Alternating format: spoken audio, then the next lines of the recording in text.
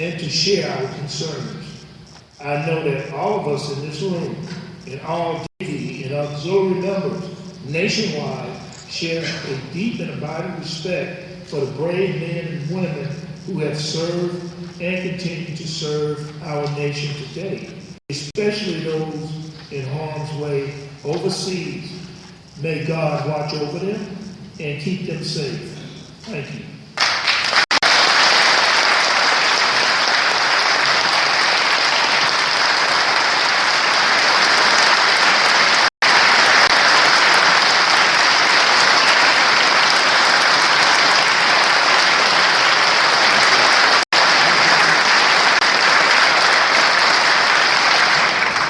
Thank you very much, Commander. I don't know if we say y'all. So this man and his family are everywhere. He represents your organization well, sir. It's an honor to call you friend. Thank you for your testimony today. I'm going to ask questions. Senator Isaacson will ask questions.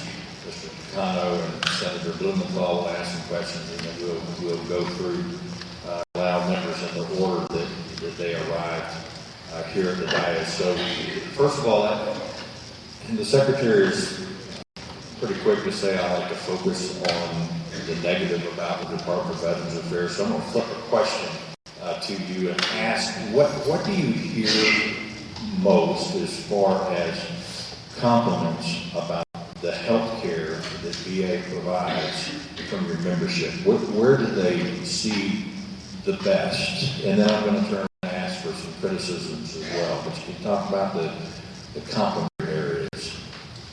Thank you, Mr. Chairman. At this time, that's a very good question, and I will refer to my staff. Mr. Chairman, thank you. Question that is dear to our hearts. All the people you see in this room are injured or wounded veterans of wartime era. Many of them, most of them, use the VA on a regular basis, and the care that they receive, they feel is good continuity care, where veterans are considered for the conditions that they have to deal with throughout their life. I'm a perfect example. I was injured 40 years ago. I'm still dealing with many of the injuries that I sustained during my combat tour. I still have to go and get treatment for those conditions. Those conditions follow us throughout our life. And what we find at the VA is that they understand veterans' issues. Their health care is looked at as a continuum of care. And we believe that the care we receive at the VA is first-class care. So we talk about the areas that you hear the most criticisms about. We do hear from members of your organization and others that say once they get in the system, the care that they receive is very good care. And then, of course, we hear how difficult it is, and that's what the choice program was supposed to help solve, is provide more access to care closer to the veteran's home. Can you talk about some of the areas of criticism? I can tell you that the one we're hearing the most right now is when people are sent out into the choice program. And by the way, there are many different community care programs that causes a lot of confusion for both veterans and employees of the VA. But when they're sent out, what we're finding is that times doctors that, even doctors in or out of the network, private doctors, are a little impatient to be reimbursed. And when that reimbursement doesn't come, they end up billing our veteran patients that are supposed to be getting treatment without charge. Those bills lead to bill collectors, they lead to credit issues, they lead to, that stress causes exacerbation of their condition. It is a very concerning issue for us when veterans who have been authorized to get care for their service-connected conditions start getting billed for the condition because they've been authorized to go outside of the system. That's just not right.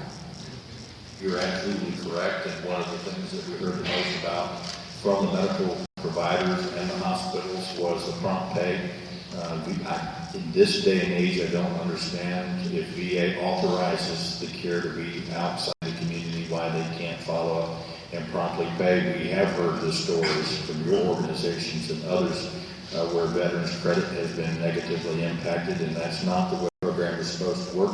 You also talk about the other programs that are out there for fee-for-service or other community care providers. We're working right now, as a matter of fact, on consolidating all those programs into one. I think that is something that the Secretary desires to do. Obviously, you think that it is a proper thing to do as well. In the short time, Commander, that I have, if you would, healthcare has changed dramatically in the last several decades, and certainly will change in the future. What do you or your organization think healthcare is going to look like 10 or 15 years from now?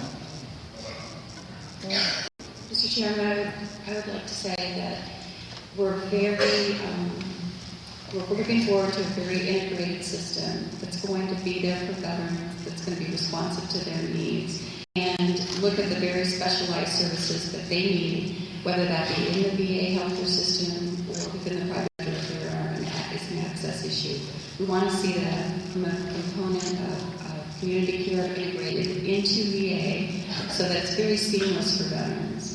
That when they come in, they know VA is going to care for them, whatever they need, they're going to take care of it, they're going to be the coordinated care. So I think in the future, we really want to see that. We know VA can do a good job. The very specialized services that VA has to offer in blind rehab, to brain injury, post-traumatic stress disorder, those are just second to none around the country. And our members utilize those services, need those services, and appreciate when they are able to get them from VA. And I would just want to mention my father, a 90-year-old veteran, went to VA for the first time here in Washington, D.C. just a couple weeks ago.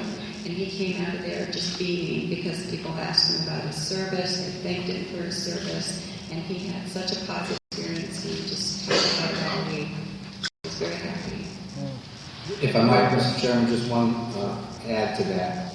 We would also like to see the VA of the future when it's decided that the VA needs to send someone outside of the VA system, that it's not based on arbitrary triggers. It should be a decision between a veteran and his provider. When they're going to be seen, where they're going to be seen, and they should know that appointment before they leave that clinic or that hospital, just like you do any other hospital or private provider. They shouldn't have to be sitting home waiting for an appointment to be sent to them or contacted by a third-party provider. That should all be done for them before they ever leave that first appointment. Thank you very much. Senator Isaacson, you're right.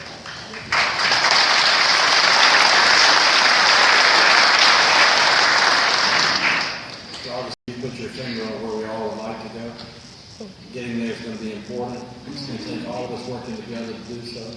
I commend Chairman on his response to what you said about reimbursements being different in certain programs in the VA. We do need to consolidate those non-VA programs so the reimbursement's the same no matter what somebody's in, so we don't have competition within the VA for what's paid to a physician depending on what program they're in.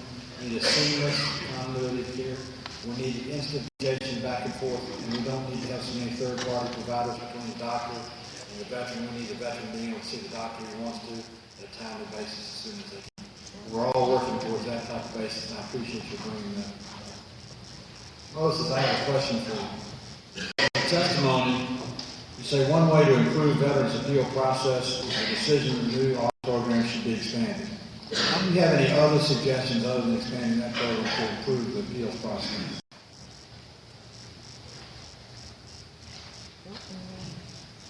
Senator Isaacson, thank you for that question. When we talk about the appeals process, we were talking about converting the fully developed appeals process from the old system that it has. And I studied that appeals process and we went over it, but I like to refer to my staff to give you more in-depth information than what I have at my level.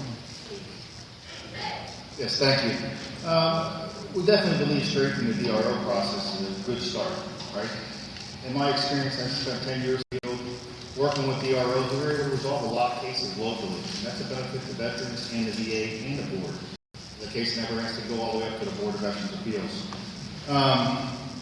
They need more resources, and they need to be able to do the work they're asked to do, not be pulled in many different directions. It was a great program when it started, but once they started using DROs to be pulled in different directions, that's when the program suffered, and that's how appeals got the backlog was so large at the time. When we focused on the claims backlog, when VA focused on the claims backlog and the DROs, it really hurt the appeals process. So that's one. I think another avenue is possibly the new material evidence standard. Many times, many of the cases we see go all the way to the board reopens the case, and it's got to go all the way back to the regional office. They say yes, new material evidence has been received. It goes all the way back to the regional office for them to decide the merits of whether that case should be served, whether that veteran is entitled to service connection for the condition they originally sought. So every 3 years, they reopen the case, say yes, new material evidence is received, and it goes all the way back and starts over. It's a small piece.